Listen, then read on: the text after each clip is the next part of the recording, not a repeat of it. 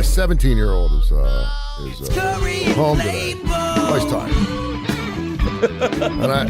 and what was one of the first things I ever told you about radio? Nobody cares if you're tired. Nobody cares if you're tired. Nobody cares if you're sick unless you're in the hospital. Yeah, because we all get sick, we all get tired. Yeah. And it's not that we're not compassionate. It's not. Right. I understand. There's days where I'm just like I'm dragging this morning. I get it, but and I know we all have family issues. I know we need mental days. I need a mental health day, whatever the hell that is. It's called a break. A break. Yes, I get that. As long as you don't need more than like one per week, I get that. It's one all weekends.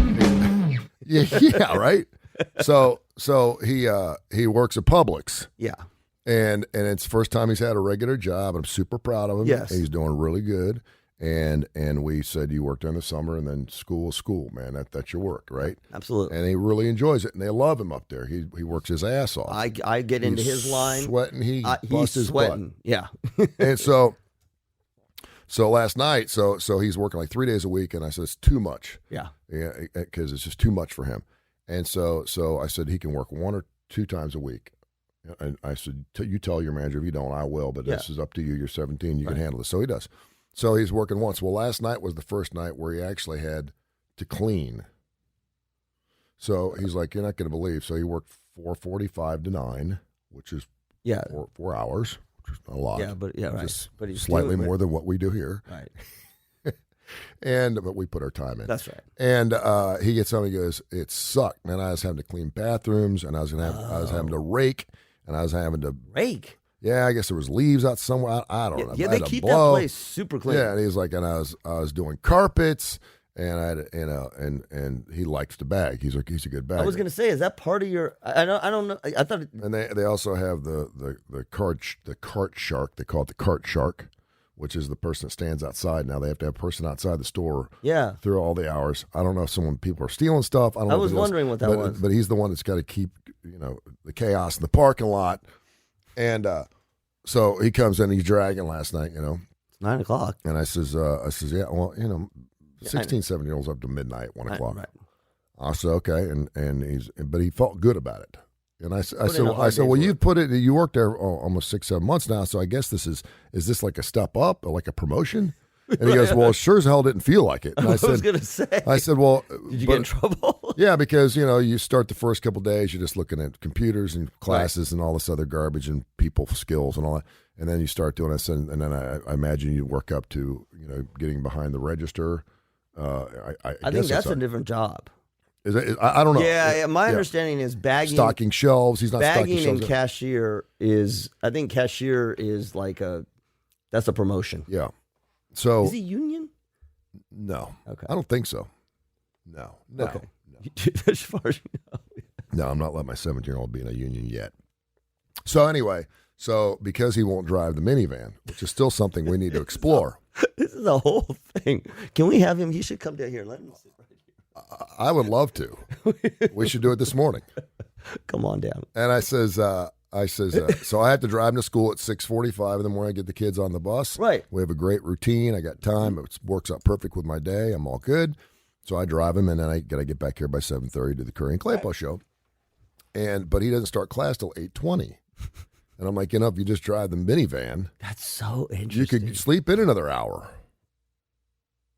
And he's willing to give up an hour of sleep. A 17-year-old, think about that. A 17-year-old's willing to give up an hour of sleep so he doesn't have to be seen in a minivan. I think you need to unpack that. A nice minivan. I mean, it's a 2013. It's got 140,000 miles on it. It's got a dent in the front. I mean, it's not. But it's an Odyssey. It's a nice minivan. Well, right? And you know what?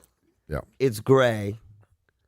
And if he parked it not far away. The windows are tinted a little bit. It's got a little wing on the back. No. What I was going to say, it's incredibly neutral. You would never notice whether it was good or bad. Yeah. It's not a piece of shit. No. You don't look at it and go, wow, a piece of shit. I mean, it's not smoking, it's not clanging, it's not making weird noise. That's what I'm saying. I mean, it's, You would just drive in, you could drive in, get out, nobody would even know. Exactly. So what's he do? What's he doing upstairs? So, yesterday, I had to go pick him up from school because I drive him in, and he's like, would you do me a big favor? Because I usually pull through, and now they got carpool at his school, and so I pull through, because he's not there, and then I turn around and come back, and he hops in the car, so we don't have to sit in carpool because the carpool parking lot's really small. Yeah. And then you're stuck there for like a half hour. Yeah. So So yesterday he says, would you just park in the front lot? Mhm. Well, it's hard to park in that front lot because there's cars Yeah. that snake through it. And so Yeah. once you get in, you have to wait for everyone to go through. So I'm like, what? And so obviously it took us like an extra 15 minutes. I said, why did I have to park in the lot? He goes, it's easier for me. I said, I don't care about what's easier for you. So I got your two rugrats in the back seat of the car here, and we want to get home.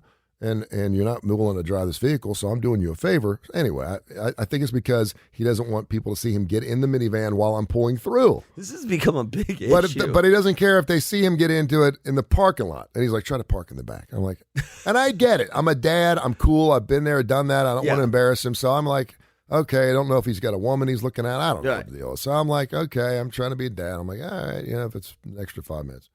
So anyway, so this morning, he gets up. I get him up at 6.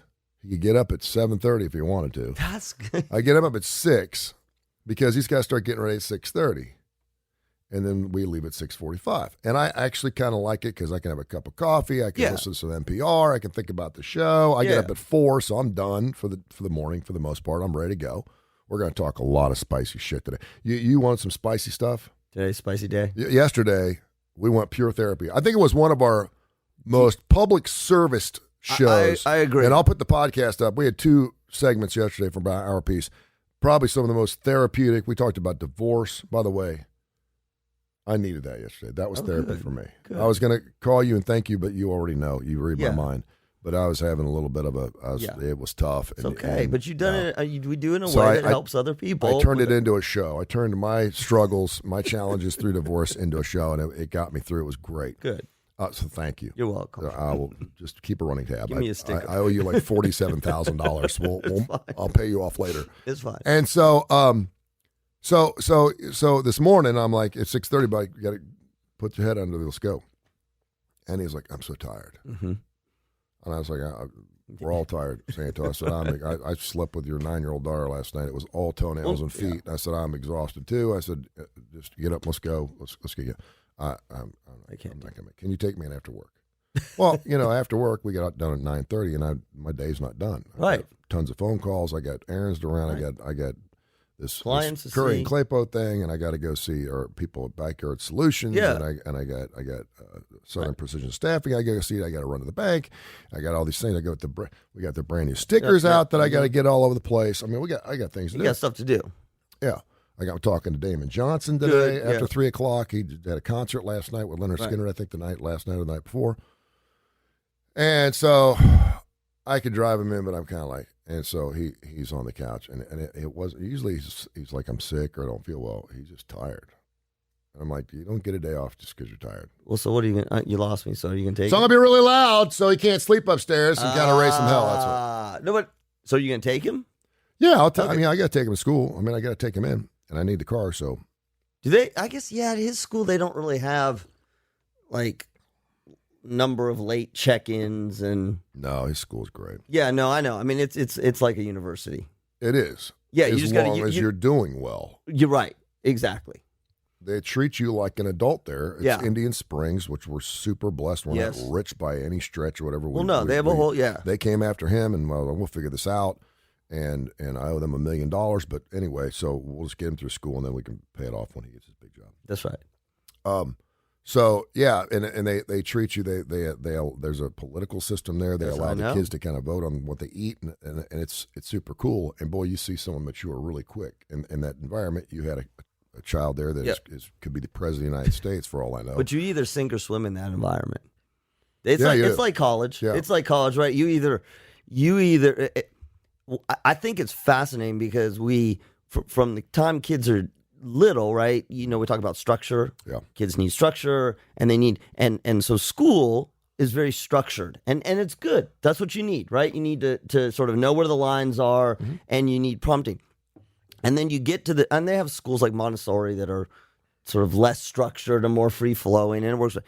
But you do get to this point where, and I think it's for most kids, it's in college, where I only have 4 classes. I don't have 8 classes. Yeah. And maybe you have to work, nobody's going to get after me like if I show up or don't show up. Do you remember this, your first year of college? I don't know if you remember this. I remember this. Sitting in a class of like 250 people going, I don't have to be like, You don't have to be there if you don't want to. But it's the light bulb went No, off. but you're paying for it. Yeah, but So, right. or your dad's paying for it. Right, my parents were. And so it means a little bit more because I had to pay for my own college. Right, so then it's very different. And I knew that college is important. And so when I was paying for it, You were there at every class. when you're buying your own pizza, it tastes better. Okay. And so I was like, I'm not missing college. And there is that part, well, I'm paying for it, and I'm not going into it because I'm the other hungover. way. Well, Yeah. you could do that too, but when it's coming out of your own pocket and you're working your ass off for it, it means a lot more. And that's what he's doing now. He doesn't have to pay for his own school. I think he needs a life coach. I think he needs a life coach because he's got some interesting. His priorities are very consistent with an adolescent, but they're not optimizing his well-being. Yeah. Like if you think about the only thing that I don't like about the situation he's in right now is he's around a lot of kids that have parents that are very successful and have done very well for themselves, and it's really easy as kids grow up to that period to have envy, which is one of the 7 deadly sins, by the way, and also to appreciate and envy all the things they have. And I said, that's real life, but it ain't real life. At some point, and we're seeing this a lot. This is some type of trend that we're seeing with a lot of celebrities. They're like, kids are getting none of my money. Yeah, I know. Now I don't know if that's true or not. They're living a pretty privileged life. I forget who was it. Maybe it was Gwyneth Paltrow, who I'm going to talk about this morning. Okay. Maybe it's her daughter. They're making their kids work. Mm-hmm. Madonna's child, who's a model. I mean, she thinks that she's working her ass off, but she's a model and she's getting a lot because her mom's is Madonna. No, I think but she's like, we had stringent things. We can only watch television a certain period of time. We got to go out and work. We got to bring stuff to the family, blah, blah, which is great. That's super. Because I know a lot of kids come from wealthy families. They're not like that. I can make an argument for the Kardashians, who they throw $30,000 16th birthday parties for their kids. Right. I don't know what kind of message that sends. It's not my deal. So that's the only thing that kind of works against him a little bit because he compares himself. And I said, you'll get there one day. But the comparison is listen, that's not a private school thing. Yeah. A comparison is that's every kid who goes to every school. It is. And there's, at every school, there is the kids, particularly in public schools. There's the kids who got more money and the kids who got less money. Or the kids who got more stuff. Because we don't know the money, right? We don't know the money. The kids who got more stuff, the kids who got less stuff. And it's interesting because the only thing these kids have to go on, really, is clothes. If it's high school, clothes, cars, trips. Yeah. And, maybe going out. Like you're not supposed to talk to people. We have the whole thing. Don't talk to people about their money. Yeah. Don't ask them how much they make. So what we do is we pass, and again, kids don't do this with adults, we pass judgment. We make inference based on what we see. That's a nice car. And as an adult, you can go, well, it's probably leased. Whatever, oh, that's a nice house. Well, they're probably paying interest only. Yeah. Always check inside to see if there's furniture. Yeah. Because if there's no furniture, then you know that there's something going on. But I do think it's so hard for kids, for teenagers, for adolescents, because their whole world is about they haven't developed the confidence and the maturity to be okay with the minivan. Yeah. Right? So they're in this terrible place where everything is about, what do I have? And not just material, who am I relative to you? And I think as parents, we're always, it's our job, but it's like we're hammering on them. It's okay. You don't have to worry about that. Those things are not important, and it's like, it's an obligation, but it goes in one ear and right out the other at that age. Now, what you hope is, like you talk about, that the seed was planted so that at some point when they're 25, then they're like, oh, yeah, I remember when my dad was telling me about and they got no money. Yeah. Oh, this minivan's great. See, we never, maybe it's just because of the part of the country I went to school at, I never thought about that. Now, I stayed with kids in my neighborhood. Mm-hmm. Occasionally, I remember going to a friend of mine, Richie Lennox, and his dad was a dentist, and they had an above-ground swimming pool. And I thought, wow, they're doing pretty well, and I loved going to his house because I love to swim. Mm-hmm. But I never envied their house, or I never thought, wow. Why can't my dad work harder? I appreciated what we had. Maybe that was something that was instilled into me from my mom and dad, that we were super blessed and that we should be happy with what we got. We always had dinner on the table, and we went to church, and we had you nice never looked at Christmases. Kids. You never looked at other kids. I mean, not deep envy, but almost like, I don't know, so and so's got whatever the labeled and clothes. shirt. See, and then clothes were not. Well, you were a geek. That was a problem. I mean, we went to J.C. Penney's once a year. And I got 3 pairs of jeans, and I had shirts. But what about the kids in your school? Never even noticed. Do you think they were not? Were they all wearing J.C. Penney, or was there? I never range? noticed. I never noticed. I never looked. Oh, yeah. Well, you okay? There was one guy on my bus who had a pair of white jeans. He was a really good-looking dude. And growing up, I was like, man, I wish I looked like him because he was cool. I mean, he was cool. He had white pants. He could pull it off. He had a nice ass. Right. Because you walk past me on the bus and think, that kid, man, he had the feathered hair. Oh, he looked like one of the Partridge Family kids. I was like, wow, that kid's got together, you know. And I think he smoked, but he was super cool. He was super nice. Got decent grades. But you know, we pull up outside of his house. His house was a piece of shit. Yeah. It was smaller than our house, and we lived in a. Okay, but I never noticed it until we had this discussion where I'm thinking to myself, but he had pretty decent clothes and he was really dressed to the nines. Maybe it was, you know, and it varies regionally. But that's a new thing, though. I mean, I say new thing. I say 25 years, where we didn't have to wear Izod or Adidas or OP or any of that. Yeah, no, that's not, dude. Not in our school, it didn't. Well, I did. Well, you were in L.A. Well, that's what I'm. It was the Midwest and everything else is 4 or 5 years behind that. Yeah, I mean, it was a major thing. Yeah. I mean, it was a major thing. I mean, as long as you had clothes that weren't dirty or ripped. No, but us is, you know, if we had a hole in the shirt or something like that. It was and I didn't care. I mean, I didn't care what I did. I cared that my face was getting greasy when I was 14 or 15. I'd go in the bathroom and so you think about all the things that teenagers care about, right? They care about all that. They care about, you know, what clothes they have. I think the biggest mistake you can make as a parent is to yell at your kid about, you should just be grateful that you have clothes on your back. Because it doesn't, you know what you do? If you want to, if your kid is, first of all, if your kid is an adolescent, that's what they're going to do. Most of them are. They're going to, I want this because so-and-so's got this. Yep. You know, you don't have to indulge, but like it is what it is.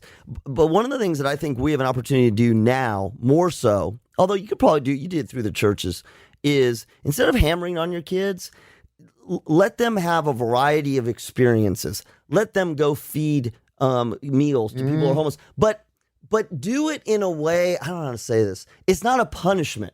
Yeah. It's not a look at you, you're sassy, you're full of yourself, so now you're going to go and feed the homeless. You know, let them go to Jimmy Hale Mission as something that they do. And I will tell you one thing living in the South that's very different that I see, that is a part of kids, and it's not just church, temples, mosques, that the working for the community is absolutely much more of a part than I saw growing up. What we have tried to do is he's adopted, and his brother is too. They're not biological brothers, but they're from Guatemala. I will go out of my way to find some type of programming about Guatemala on occasion and go, because he's interested by it. He wants to see where he was born. He hasn't been back there. He wants to go back someday. He did a school drive when he was like 5 or 6 years old and filled up an 18-wheeler full of pencils or something, and we sent down to Guatemala. And when you look at it, you're like, wow, you know. Yeah. And the fact that he's already taller, his brother is like 4 inches taller than the average man down there. Why is that? He's like, it's because they eat. Oh, yes. No. They're eating American food. Yes. Now, it doesn't necessarily mean they're healthy or as healthy. Yes. His brother is, but his brother is 5'7". The average height of a man in Guatemala is like 5'4", and he's 14 years old. Yeah. And I'm like, dude, you'd walk in there, you'd be a monster. I still think Guatemalan basketball. It's because they eat. Yeah. They eat different foods, and it's healthier foods, you know. And no vegetables. And no vegetable, no greens. That's it. So go ahead, get spicy with me now.